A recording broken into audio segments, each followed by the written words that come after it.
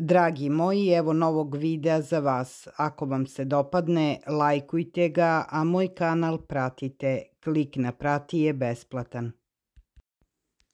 Evo kako da koristite ljuske jaja u vašoj bašti, a postoji mnogo načina za to. Možda ćete biti zapanjeni koliko načina postoji da koristite ljuske od jajeta u vašoj bašti. I još više kako ih je jednostavno i lako koristiti. Ne samo da mogu pomoći u napajanju vaših biljaka i prihrani, već ljuske jajeta također možete koristiti u zaštiti od štetočina i nedostatka tla. Ljuske jajeta su zaista jedan od najkorisnijih i najmoćnijih organskih materijala. Za početak ispunjeni su gomilom hranljivih materija, pri čemu je kalcijum daleko najistaknutiji.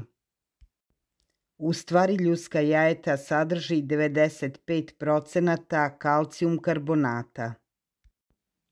Kalcijum može biti izuzetno koristan u bašti. Pored kalcijuma, ljuske jaja sadrže i elemente u tragovima fosfor, magnezijum, kalcijum, cink, gvožđe i bakar. Sve to igra važnu ulogu u izgradnji i održavanju zdravog zemljišta i za uzvrat u uzgoju zdravih biljaka. Ljuske jajeta također mogu pomoći u borbi protiv puževa i glista. Šta više, mogu pomoći u sprečavanju truleži na kraju cveta, na paradajzu i paprici. Kada je u pitanju sadnja paradajza, krastavaca i drugog povrća u proleće, dodavanje zdrobljenih ljuski od jaja u rupe za sadnju može biti od velike koristi. Kalcijum je glavna komponenta potrebna za uzgoj zdravih, snažnijih biljaka povrća. U stvari, nedostatak dostupnog kalcijuma u zemljištu je uzrok jednog od najvećih problema sa kojima se uzgajivači paradajza i paprike suočavaju. A to je trulež na kraju cveta. Kada biljka ne može da apsorbuje dovoljno kalcijuma, krajevi mladog ploda paradajza i paprike pocrne i trunu. Čim dođe do nedostatka ishrane kalcijuma, verovatno će uslediti trulež cvetova. Kalcijum je također kritičan mineral koji je potreban svim biljkama povrća kada je u pitanju razvoj njihove rane ćelijske strukture.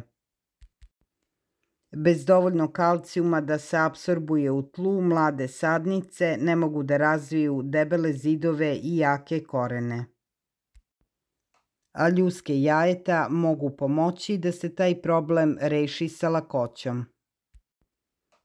Ljuska jaja može dugo potrajati u rupi u prirodnom stanju, ali usitnjavanjem i drobljenjem školjki u sitne komadiće ubrzavate sposobnost ljuske da se razgradi i oslobodi svoje hranljive materije u tlo.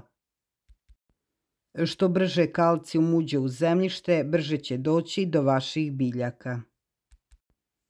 Kada se dodaju u rupe za sadnju, ljuske jaja treba da se razbiju što je više moguće.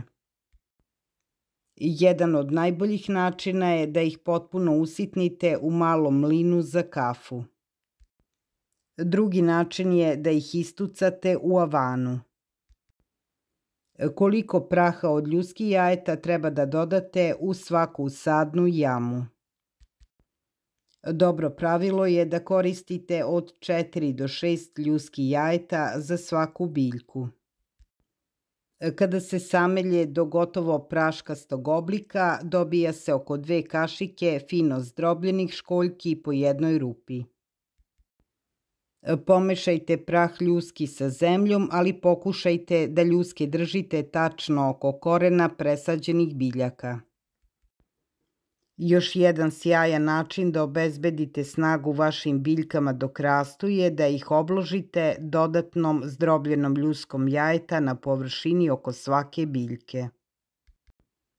Što je ljuska jajeta sitnija, brže će hranljive materije da se spuste do korena. Također možete dodati po 2 pune kašike sitnog praha oko svake stabljike. Kada pospete prah, stavite krupnije komade ljuske jajeta oko svake sadnice. To će pomoći u zaštiti nežnih mladih biljaka od puževa i drugih štetočina. Zdrobljene ljuske jajeta možete dodavati i u svoj kompost.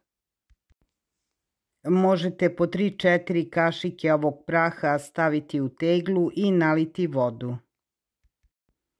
Nakon 3-4 dana možete smešao koristiti za zalivanje svog cveća. Ne morate je cediti, već sitan prah od ljuske ostaviti po površini saksije. Jedno je sigurno, nikada nema potrebe da ljuske jajeta nađu put do deponije.